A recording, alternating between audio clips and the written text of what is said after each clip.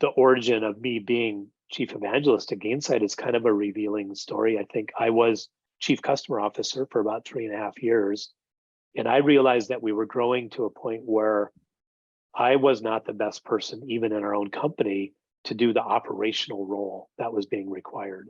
Metrics and processes and all of that stuff, which I was able to do, but never really loved it. So I went to my CEO and I basically said, I think I might leave the company. It's getting pretty big. I like startups.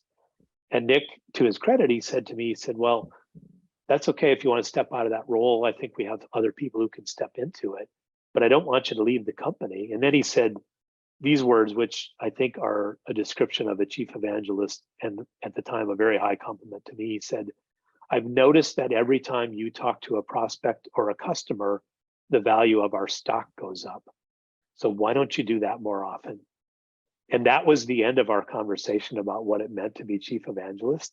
We've revisited it. We've tried to figure out how to measure it. We can talk about that. I think it's worth talking about.